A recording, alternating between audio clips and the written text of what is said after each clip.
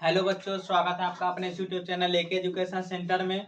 तो आज हम लोग पढ़ने जाएंगे मानव नेत्र, वायुमंडलीय अपवर्तन तथा वर्ण विक्षेपण। ठीक है, फिजिक्स का क्लास 10 का फिजिक्स का चैप्टर 3 पढ़ने जाएंगे, जिसमें हम लोग पढ़ेंगे मानव नेत्र में क्या क्या होता है। और एग्जाम के लिए हम लोग पढ़ेंगे, सिर्फ एग्जाम के लिए देखेंगे कौन कौन सा क्वेश्चन होता है, कौन कौन सा टॉपिक है, उसके बारे में हम लोग रिवीजन करेंगे, देखेंगे। बस ये रिवीजन के लिए चैप्टर पढ़ा रहे हैं। ठीक है, तो मानव नेत्र के बारे में पढ़ेंगे, वायुमंडलीय अपवर्तन के और वर्ण विक्षेपण के बारे में बस कुछ कुछ समझाएंगे एग्जाम के रिवीजन के लिए। ठीक है, तो आप लोग अगर कोई क्वेश्चन नोट्स करना होगा तो नोट कर लीजिएगा। ठीक है, तो देखिए चलते हैं हम लोग मानव नेत्र को पढ़ते हैं। ठीक है, देखिए वो मानव नेत्र क्या होता है। ठीक है, मानव नेत्र यानी कि आंख।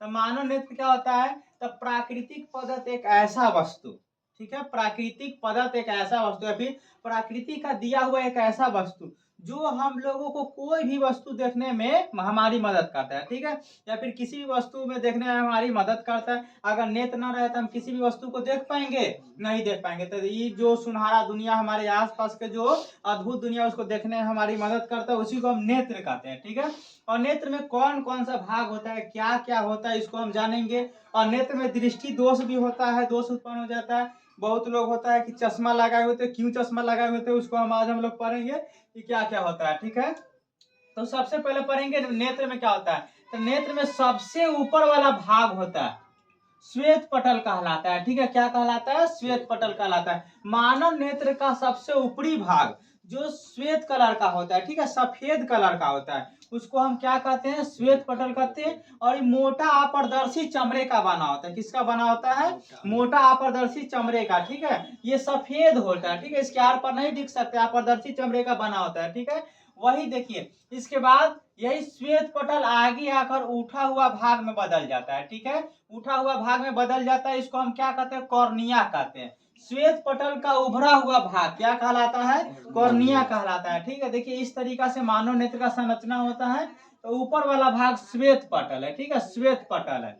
और श्वेत पटल जब आगे आकर उठ जाए, उभरा हुआ भाग, उसको हम लोग कॉर्निया कहेंगे। ठीक है, उसके बाद जस्ट श्वेत पटल के बाद वाला भाग, 2 नंबर वाला भाग, देखिए 3 गो है, इसमें 3 भाग है। ठीक है, तो 2 नंबर वाला भाग क्या कहलाता है, कोराइड कहलाता है। ठीक है, इधर भी है, देखिए 2 नंबर वाला, तो इधर भी कोराइड कहलाता है। क्या कहलाता है, तो श्वेत पटल के जस्ट नीचे वाला भाग कोराइड कहलाता है, जो कि भूरे कलर का होता है। कौन सा कलर का, भूरे कलर का। ठीक है, और देखिए ये श्वेत कलर का जो नीचे होता है कोराइड, ये आगे आकर कौची में बदल जाता है, यहाँ देखिए तो इस तरीका से। तो आइरस या परितारिका में, तो कोराइड आगे आकर कौची में बदल जाता है, आइरस या परितारिका में बदल जाता है, जो कि सिकुड़ने और फैलने के डायग्राम में रहता है। ठीक है, तो फैलने के डायग्राम में रहता है, यही सिकुड़ता और फैलता है। सिकुड़ता और फैलने से क्या करता है, ये जो यहाँ पे सिलियरी मांसपेशिया, यहाँ पे देखिए इसको सिलियरी मांसपेशिया कहेंगे। तो सिलियरी मांसपेशिया क्या करता है, उसको लटका के रखता है, उससे जुड़ाव रहता है। और सिकुड़ता फैलता है ना, तो इस लेंस को बड़ा और छोटा करता है। ठीक है, इस किससे कनेक्ट रहता है, सिलियरी मांसपेशिया से कनेक्ट रहता है। तो आइरस या परितारिका का काम क्या रहता है, सिकुड़ना और फैलना। ठीक है, और ये जब प्रकाश देखता है ना, प्रकाश में इस तरीका से सिकुड़ जाता है। ठीक है, प्रकाश में यहाँ पे ऐसे ही फैलेगा, प्रकाश जैसे फैलेगा तो नेत्र लेंस इसका छोटा हो जाएगा। अंधेरा में ऐसे यहाँ पे क्या होगा, सिकुड़ जाएगा, तो सिकुड़ेगा तो ये नेत्र लेंस क्या हो जाएगा, बड़ा सा हो जाता है। ठीक है, इस तरीका से। तो उसके बाद क्या कहते हैं, आइरस परितारिका हो गया। उसके बाद लास्ट वाला यहाँ पे देखिए, लास्ट भाग है बच्चों, यहाँ पे कौन सा, रेटिना या फिर दृष्टि पटल इसको कह सकते हैं। तो इसको हम कैसे डिफिनेशन लिखेंगे, तो मानव नेत्र का सबसे अंतिम भाग जिस पर प्रतिबिंब बनता है, उसको हम क्या कहते हैं, रेटिना या दृष्टि पटल कहते हैं। इसी पर बच्चों यहाँ से आता है, और इसी पर परावर्तन अपवर्तन के बाद यहाँ पे प्रतिबिंब बनता है। ठीक है, और क्या क्या होता है इसमें देखते हैं। तो देखिए यहाँ पे छोटा छोटा मांसपेशिया बनाया हुआ है, छोटा सा मांसपेशिया होता है। तो ये क्या करता है, सिलियरी मांसपेशिया इसका नाम होता है। तो सिलियरी मांसपेशिया क्या होता है, तो मानव नेत्र में एक प्रकार का मांसपेशिया होता है, जो कि नेत्र लेंस को लटका के रखता है। ठीक है, जिसको हम सिलियरी मांसपेशिया कहते हैं। ठीक है, और इसी मांसपेशिया द्वारा समंजन क्षमता का नियंत्रण होता है। नेत्र लेंस द्वारा, सिलियरी मांसपेशिया द्वारा क्या होता है, तो नेत्र की समंजन क्षमता का नियंत्रण होता है। ठीक है, और ये क्या करता है, तो नेत्र लेंस को लटका के रखता है। ठीक है, और नेत्र लेंस क्या होता है, नेत्र लेंस क्या होता है, नेत्र लेंस क्या होता है, तो नेत्र लेंस क्या होता है, तो नेत्र लेंस जो होता है मानव नेत्र में एक प्रकार का प्राकृतिक लेंस होता है, जो कि छोटा बड़ा हो सकता है। देखिए हम लोग के आसपास में जो लेंस होता है छोटा बड़ा हो सकता है, शीशा नहीं हो सकता, लेकिन मानव नेत्र में जो एक प्रकार का प्राकृतिक लेंस होता है जो अपने आवश्यकता के अनुसार छोटा बड़ा हो सकता है, उसको हम क्या कहते हैं, नेत्र लेंस कहते हैं। ठीक है, मानव नेत्र में एक लेंस होता है जिसको हम नेत्र लेंस कहते हैं। और नेत्र लेंस के सामने एक छोटा सा गोल छेद होता है जिसको पुतली कहते हैं, इंग्लिश में पुपिल्स भी कहते हैं। ठीक है, इसको पुतली कहते हैं। अब देखिए यहाँ पे कॉर्निया और नेत्र लेंस के बीच में एक द्रव भरा होता है, उसको क्या कहते हैं, जलीय द्रव या फिर नेत्रोद कहेंगे। क्या कहेंगे, जलीय द्रव कहेंगे। ठीक है, अब यहाँ पे देखिए नेत्र लेंस और रेटिना, रेटिना के बीच में जो द्रव भरा है उसको क्या कहेंगे, कचाप द्रव कहेंगे। ठीक है, यही सब में से छोटा मोटा टॉपिक को पूछ देता है, और 5 नंबर में अगर पूछ दिया तो पूरा का डिफिनीशन हमको एक साथ लिखना पड़ेगा, जो भी सब दिया वही सब का डिफिनीशन और चित्र भी बनाना पड़ेगा। और नहीं तो 2 नंबर में पूछ देता है, कभी कभी श्वेत पटल, दृष्टि पटल, रेटिना पूछ देगा, सिलियरी मांसपेशियां पूछ देगा, तो इसका डिफिनीशन लिखना पड़ेगा। ठीक है, उसके बाद यहाँ पे प्रकाश स्नायु या दृक तंत्रिका, प्रकाश इसी से जो प्रतिबिंब बनता है इसी के सहारे हमारे ब्रेन तक पहुंचता है। ठीक है, और ये नेत्र गोलक है, पूरा जो है नेत्र गोलक है, इसको मानव नेत्र कहते हैं। अब देखिए आगे क्या होता है, तो दृष्टि दोष है। ये हो गया हमारा नेत्र का पूरा टॉपिक है, इसमें दिया हुआ है। नेत्र का चित्र इसी तरीका से बनता है, बस और गोल भी कर दीजिए तो भी बहुत अच्छा है। और देखिए दृष्टि दोष क्या होता है, तो दृष्टि दोष, मानव नेत्र में एक प्रकार का दोष उत्पन्न होता है जिसको हम दृष्टि दोष कहते हैं, यानी कि मानव नेत्र में एक दोष उत्पन्न होता है, दृष्टि दोष कहते हैं। ये दोष कैसा होता है, तो मानव नेत्र कभी कभी दूर रखा वस्तु को या फिर निकट रखी वस्तु को स्पष्ट प्रतिबिंब रेटिना पर नहीं बना पाता है। ठीक है, जिससे मानव नेत्र में एक प्रकार का दोष उत्पन्न होता है जिसे हम दृष्टि दोष कहते हैं। और इसमें कई प्रकार का दोष होता है, 3 प्रकार का निकट दृष्टि, दूर दृष्टि दोष और जरा दूरदर्शिता दृष्टि दोष। ठीक है, निकट दृष्टि दोष क्या होता है, इसमें बहुत गौर कीजिएगा। निकट दृष्टि में क्या होता है कि निकट दृष्टि में क्या होता है, तो निकट की वस्तु दिखाई देता है, दूर के वस्तु नहीं दिखाई देता है।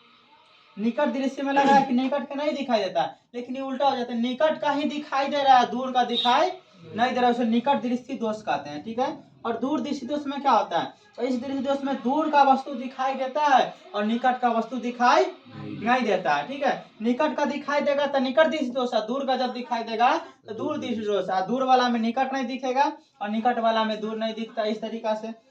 तो यहाँ निकट दृष्टि दोष में क्या हो गया, निकट का वस्तु दिखाई देगा, दूर का नहीं देगा। ठीक है, इसका उपचार अवतल लेंस से होता है। कौन सा लेंस, अवतल लेंस। ये किसके कारण उत्पन्न होता है, लेंस और ये नेत्र लेंस और रेटिना के बीच की दूरी बढ़ जाता है, यानी कि यहाँ पे ऐसे पचक जाएगा ना, इस तरीका से लंबा हो जाएगा तो इसका दूरी बढ़ जाता है, इधर चला जाएगा इधर, तो इसी कारण से निकट दृष्टि दोष उत्पन्न होता है, जो कि अवतल लेंस से इसका उपचार होता है। ठीक है, दूर दृष्टि दोष क्या होता है, इसका उपचार उत्तल लेंस से होता है। ठीक है, और लेंस और रेटिना के बीच की दूरी घट जाता है, यानी कि इस तरीका से ऐसे हो जाएगा, लंबा हो जाएगा इस साइड से, तो यहाँ से धीरे धीरे पास में आ जाएगा। ठीक है, तो इस तरीका से दूर दृष्टि दोष का उत्पन्न होता है, उत्तल लेंस से इसका उपचार होता है। और जरा दूरदर्शिता दोष की दृष्टि दोष किसके कारण होता है, जरा दूरदर्शिता दृष्टि दोष किसके कारण होता है, तो वही होता है समंजन क्षमता घट जाता है, यानी कि उम्र बढ़ने के साथ साथ, ठीक है, सिलियरी मांसपेशियां ढीला पड़ने लगता है, इसका समंजन क्षमता घट जाता है। ठीक है, तो उम्र बढ़ने के साथ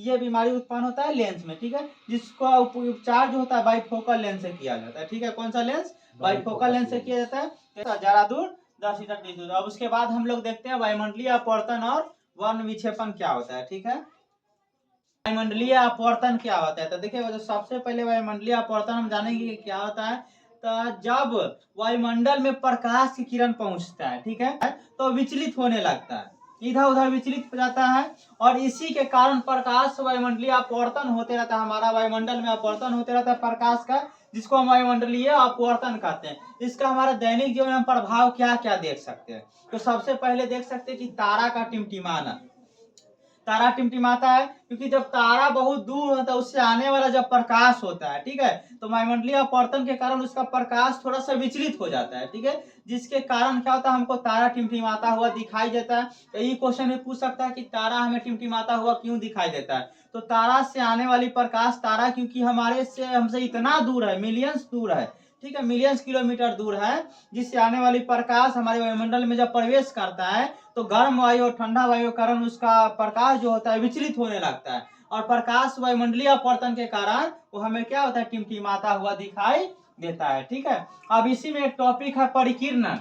परिकिरणन क्या होता है, तो परिकिरणन जब किसी कण पर प्रकाश पड़ता है, ठीक है, जब किसी कण पर प्रकाश पड़ता है तो उस प्रकाश को एब्जॉर्ब कर लेता है। ठीक है, एब्जॉर्ब करके चारों ओर बिखेर देता है, अवशोषित कर लेता है। मान लीजिए जैसे कभी हम देखते हैं कहीं अंधेरा रूम है और उस तरीका से ऊपर से प्रकाश, सूरज का प्रकाश पड़ रहा हो, ठीक है, और उसमें देखते हैं कि धूल कण, थोड़ा सा धूल कण झाड़िएगा तो चारों तरफ उसमें आने लगता है। ठीक है, उसको हम लोग कभी कभी पकड़ने का कोशिश करते हैं, देखते हैं तो कुछ भी नहीं रहता है। ठीक है, तो उसी वो जो प्रकाश का कण होता है, जो धूल जा रहा है उसको क्या करता है, एब्जॉर्ब कर लेता है और चारों ओर बिखेरने लगता है, जिसको हम परिकिरणन कहते हैं। तो जब किसी कण पर प्रकाश पड़ता है, ठीक है, तो वो कण क्या करता है, प्रकाश को अवशोषित करके चारों ओर बिखेरता है, उसको परिकिरणन कहते हैं। ठीक है, तो इस तरीका से परिकिरणन वायुमंडलीय अपवर्तन होता है। ठीक है बच्चों, वायुमंडलीय अपवर्तन में एक चीज और है, ये पूछ जाएगा सूर्योदय तथा सूर्यास्त के समय सूरज की प्रकाश हमको लाल क्यों दिखाई देता है, या सूरज हमको लाल क्यों दिखाई देता है। तो ध्यान देखिए, सूरज की प्रकाश जो होता है सुबह में और शाम में सूरज हमसे थोड़ा सा दूर होता है। ठीक है, हमसे दूर होता है, जिससे आने वाली प्रकाश की किरण वायुमंडलीय अपवर्तन के कारण इधर उधर परिकिरणित हो जाता है, यानी कि और सभी प्रकाश हम तक नहीं पहुंच पाता है। ठीक है, और जब हम तक नहीं पहुंच पाएगा तो सब दिखाई देगा नहीं, तो लाल रंग ही केवल हमारे पास पहुंच पाता है। क्यों, क्योंकि लाल रंग का तरंग दैर्घ्य अधिक होता है। तो लिखना इस तरीका से कि सुबह और शाम के समय, ठीक है, सूर्योदय तथा सूर्यास्त के समय सूरज से निकलने वाली सभी प्रकाश जो होता है सबका परिकिरणन वायुमंडलीय अपवर्तन के कारण परिकिरणन हो जाता है। बस लाल रंग का तरंगदैर्घ्य अधिक होने के कारण हमारी आंखों तक पहुंच पाता है, जिसके कारण क्या दिखाई देता है हमको, सूरज सुबह में और शाम में रक्तताप यानी कि लाल दिखाई देता है। ठीक है, और इसको दोबारा हम बोल सकते हैं कि जैसे सुबह में जब दोपहर में सफेद क्यों दिखाई देता है, क्योंकि सूरज सात श्वेत प्रकाश होता है, 7 कलर से मिलकर बना हुआ हमारे सामने रहता है, नजदीक रहता है, और से आने वाले सारे प्रकाश हमारे नेत्र तक पहुंच जाते हैं, हमारे पास पहुंच जाते हैं, जिसके कारण 7 रंग मिलकर एक श्वेत प्रकाश का निर्माण करता है। तो क्या कहते हैं, दोपहर के समय सूर्य हमको कैसा दिखाई देता है, सफेद कलर का दिखाई देता है। ठीक है, तो इस तरीका से भी क्वेश्चन आ सकता है कि सूर्यास्त सूर्योदय के समय सूरज किस तरीका से लाल रक्तताप क्यों दिखता है, और दूसरा तारे टिमटिमाते हुए क्यों दिखाई देते हैं, और दोपहर के समय सूरज पूरा सफेद क्यों दिखाई देता है। ठीक है, इस तरीका से दे सकता है। उसके बाद वर्ण विक्षेपण क्या होता है, वर्ण विक्षेपण। अब वर्ण विक्षेपण पर ये क्या होता है, वर्ण विक्षेपण अगला टॉपिक है, वर्ण विक्षेपण। वर्ण विक्षेपण क्या होता है, ठीक है, तो वर्ण सबसे पहले प्रिज्म से समझिए, प्रिज्म क्या होता है। ठीक है, प्रिज्म 5 सतहों का एक ऐसा सतह होता है, 5 सतहों का, ये 5 सतहों से घिरा हुआ एक ऐसा सतह है जो श्वेत प्रकाश को 7 रंग में बांट देता है। ठीक है, जैसे कि देखिए यहाँ पे मान लीजिए, यहाँ पे प्रिज्म बना दिए, इसका इस तरीका से यहाँ पे रख दिए इसे सीधा। ठीक है, इसका मान लीजिए कि इधर इस तरीका से जाएगा, इसका इस तरीका से गया। ठीक है, मान लीजिए यहाँ से एक श्वेत प्रकाश गुजारे। ठीक है, श्वेत प्रकाश इधर कई रंगों में बटाएगा, 1 2 3 4 5 6 और 7। ठीक है, 7 रंगों में विभक्त हो जाएगा। ठीक है, जब किसी श्वेत प्रकाश को प्रिज्म से गुजारते हैं तो 7 रंगों में बांटना ही क्या कहलाता है, वर्ण विक्षेपण कहलाता है। वर्ण विक्षेपण के दौरान एक रंगीन पट्टी बनता है इधर, ठीक है, 7 रंगों का, ठीक है, जिसको हम वर्ण पट कहते हैं। वर्ण पट कहते हैं जब श्वेत प्रकाश किसी प्रिज्म से गुजारा जाता है तो इस 7 रंगों में विभक्त हो जाता है, जिसे हम वर्ण विक्षेपण कहते हैं। और वर्ण विक्षेपण के दौरान जो रंगीन पट्टी बनती है उसको हम वर्ण पट कहते हैं। ठीक है, और इसमें कैसा होता है, इसका रंग जो होता है हम बताए थे कैसा होता है, बै जा नी पी नाला होता है। ठीक है, इसका नाम ट्रिक होता है। ठीक, सबसे ऊपर जो होता है, सबसे ऊपर यहाँ पे बै जा नी हा पी ना ला। ठीक है, सबसे ऊपर लाल रंग का तरंग है, सबसे अधिक स्थिति सबसे ऊपर है, नारंगी हो गया, पीला हो गया, हरा हो गया, नीला हो गया, जामुनी हो गया और बैगनी हो गया। ठीक है, इस तरीका से इसका याद करेंगे तो VIBGYOR भाइब जियो। ठीक है, इस तरीका से बैज नीपी नाला याद कर सकते हैं, वर्ण पट का रंग होता है। ठीक है, तो पूछ देगा वर्ण पट क्या होता है, तो वर्ण विक्षेपण के दौरान जो एक रंगीन पट्टी बनती है इसे हम वर्ण पट कहते हैं। इसके लिए पर्दा होना जरूरी है। ठीक है, अगर हम सही में प्रिज्म रख के दूसरे तरफ श्वेत प्रकाश गुजारे तो यहाँ पे रखेंगे तो हमको वर्ण पट बन जाएगा। और यही 2 प्रिज्म अगर हम रख देते हैं, ठीक है, 2 प्रिज्म सामने सामने रख देते इधर से श्वेत प्रकाश गुजरेंगे, पता चलेगा भाग में 7 गो रंग इधर से आ रहा है, 7 गो रंग, फिर इधर जाएगा तो क्या गो निकलेगा, एगो रंग निकलेगा। ठीक है, यही प्रिज्म का कमाल होता है। ठीक है, 7 रंगों को पूरा एक में बदल देता है श्वेत प्रकाश में, और श्वेत प्रकाश को 7 रंग में बांट देते हैं, यही प्रिज्म का कमाल होता है। क्या होता है, प्रिज्म होता है। ठीक है, क्या होता है, प्रिज्म होता है। और इसको 7 रंग में बांटना को हम क्या कहते हैं, वर्ण विक्षेपण कहते हैं। तो इस तरीका से एग्जाम में भी क्वेश्चन पूछ सकता है इससे। और इंद्रधनुष इसमें एक टॉपिक होता है, इंद्रधनुष। तो इंद्रधनुष कैसे बनता है, देखिए इंद्रधनुष तो कभी कभी जो होता है बारिश जो होता है, बारिश, बादल से बारिश एकदम थोड़ा थोड़ा होता है, जिससे आता है, जिसको हम लोग बोल देते हैं। ठीक है, तो थोड़ा थोड़ा जब बारिश होता है तो वो हवा में उसका पानी का कण रह जाता है। जब पानी का कण हवा में रह जाता है तो उस तरीका से जब उसके पर प्रकाश का कण पड़ता है, जिस तरीके से मान लीजिए यहाँ बारिश, इधर प्रकाश का कण इधर से पड़ा, ठीक है, तो इधर से जो निकलेगा तो इसका एक रंगीन पट्टी बना देता है इस साइड। आइए देखिए गोल होता, इंद्रधनुष गोल होता है, लेकिन हम लोग इंद्रधनुष क्यों बोलते हैं, क्योंकि हम मान लीजिए पृथ्वी के सतह पर इस तरीके से यहाँ से देख रहे हैं तो हमको आधे दिखाई देता है, आधा दिखाई देता है, इसलिए हम इंद्रधनुष बोलते हैं, हाफ सर्कल बोलते हैं। ठीक है, इस 7 रंगों का होता है, कभी कभी इससे कम रंग भी दिखाई देता है। और ये कैसे बनता है, तो जब हम बारिश के समय, बारिश के बाद, ठीक है, बारिश के बाद, तो बारिश के बाद थोड़ा मोड़ा पानी के कण ऊपर अटक जाता है, उसी से बनता है। ठीक है, तो कौन सा कण अटक जाता है, छोटा छोटा कण होता है वही, ऐसे ना सोचिए कि बड़ा बड़ा जो बारिश हो रहा है वही ऊपर हवा में कैसे अटक जाएगा, कुछ थोड़ी है कि अटक जाएगा, तो छोटा छोटा कण। ठीक है, तो यहाँ पे जिस तरीके से अगर हम सूरज से के साथ, सूरज के सामने पीठ दिखाकर, सूरज के सामने पीठ करके अगर हम खड़ा होंगे तो सूरज से दूसरे तरफ एक रंगीन पट्टी बनता है, उसको क्या कहते हैं, इंद्रधनुष कहते हैं। कभी कभी बनता है, हमेशा नहीं बनता। ठीक है, और इस तरीका से देखिए, इससे बच्चा सब एक बार इसे यही जो है यहाँ पे रखा हुआ था। ठीक है, तो इसको बच्चा सब कैसे बना लिया, इसी धूप बाहर से आ रहा था तो उसको किया इसे, और इसको फुहारा छोड़ना चालू किया, ऐसे फुहारा छोड़ना चालू किया, तो उसको देखा कि इसमें इस फुहारा पर जो हवा में देखे लटक रहा है, तो इसी पर इंद्रधनुष बन गया।